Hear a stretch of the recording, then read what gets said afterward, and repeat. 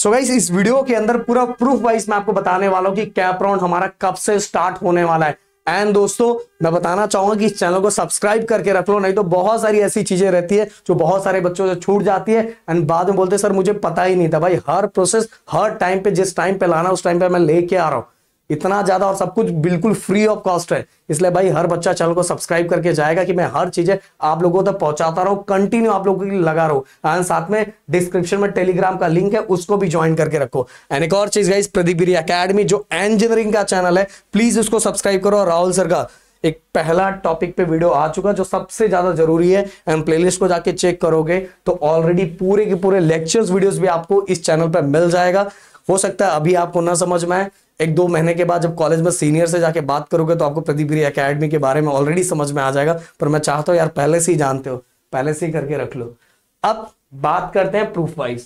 सबसे पहली बात तो गाइस देखो 2025 के अंदर जो provisional merit list, final merit list जो आने वाला है, मैं यार 2025 लिख देता हूं। जो फाइनल मेरिट लिस्ट आने का डेट है वो हमारा कितना है, 24 है। एंड इससे पहले 2024 के अंदर मैं आपको बताना चाहूंगा जो हमारा फाइनल मेरिट लिस्ट आया था वो आया था 8 तारीख को, वो 8 तारीख को आया था। ओके 8 तारीख को आया था। अब इसके बाद 9 तारीख को ही इनका जो हम ऑनलाइन सबमिशन, मतलब जो ऑप्शन फॉर्म फिल करना रहता है ना कॉलेज का, वो स्टार्ट हो गया था।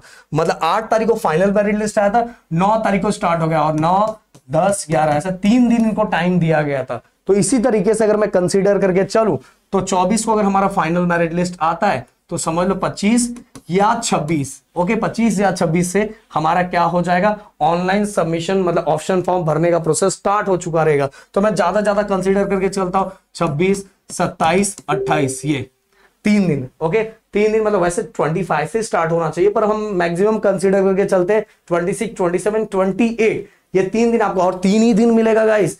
इसीलिए अब कल मैं एक वीडियो लेके आने वाला हूं कि आपको कॉलेज लिस्ट किस तरह से बनाना है और किस तरह से चीजों को फोकस करना है। एंड गाइस एक चीज और, कमेंट बॉक्स में मुझे अपना कौन से ब्रांच में आप एडमिशन लेने का प्लान कर रहे हो वो लिख के बताओ, उसी वाइज में वीडियो लाने का प्लान करूंगा, इसलिए लिखना जरूर। अब 26, 27, 28 ये हो गया।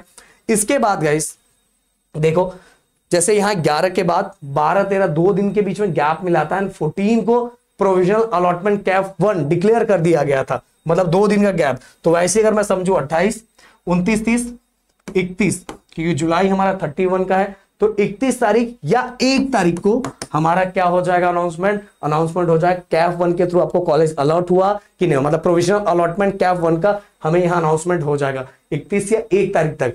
और इसके बाद ही गाइस, इसके बाद आपको 3 दिन का मौका मिलेगा, जैसे पिछले साल 3 दिन मौका मिला था, 16, 17, 18, मतलब बीच में 2 दिन का गैप पिछले साल मिला था। जैसे प्रोविजनल अलॉटमेंट डिक्लेयर किया गया था 14 तारीख को, तो 15, 16, मतलब 1 दिन का गैप मिला था, एंड 16, 17, 18 3 दिन को ये टाइम मिला था कि कॉलेज विजिट करके ऑफलाइन मोड में अगर आपको एडमिशन लेना है तो आप एडमिशन कंप्लीट कर सकते हो। उसी तरह से गाइस यहां भी अगर मैं कंसीडर कर लूं, मान लो 1 तारीख को आता है तो समझ लो 2 या 3, 4, 5 ये 3 दिन आपको टाइम दिया जाएगा ऑफलाइन मोड में, अगर आपको उसी कॉलेज में एडमिशन लेना है, उसी कॉलेज में एडमिशन है जो आपको अलॉट हुआ, तो 3, 4, 5 ये 3 दिनों के अंदर आपको कॉलेज में विजिट करके ओरिजिनल डॉक्यूमेंट को सबमिट करके, बातें याद रखना अगर आप एडमिशन लेने जा रहे हो तो भाई ओरिजिनल डॉक्यूमेंट आपको सबमिट करना तो करना ही पड़ेगा। अब आपके मन में क्वेश्चन ये भी आएगा कि सर कॉलेज कब तक स्टार्ट हो सकता है। देखो कैप राउंड 2 के बाद ज्यादातर कॉलेजेस स्टार्ट हो जाते हैं, वैसे इस बार कैप 4 तक है, फिर भी कैप 2 तक बहुत सारे कॉलेजेस स्टार्ट हो चुके रहते हैं। और गाइज मैंने ऑलरेडी सभी चीजें बता दी, इस वाइज आपको आगे का सभी प्रोसेस एंड मतलब डॉक्यूमेंट तो आपको रेडी करके रखना ही है, पर साथ में गाइस कॉलेज लिस्ट भी बना के रखना है। एंड कैप 1 कैप 2 दोनों के लिए तरीका बिल्कुल अलग होता है।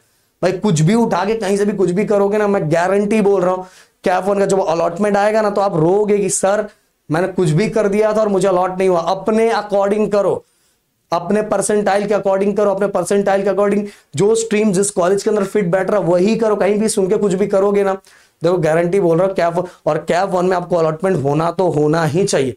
अगर वो हो गया तो आपके पास बेटरमेंट ऑप्शन है कि आप आगे बढ़ पाओगे। तो शायद मैंने जो बातें बताई वो जरूर आपको समझ में आया होगा। मिलते हैं नेक्स्ट वीडियो में। Thank you so much guys, जय हिंद एंड जय महाराष्ट्र।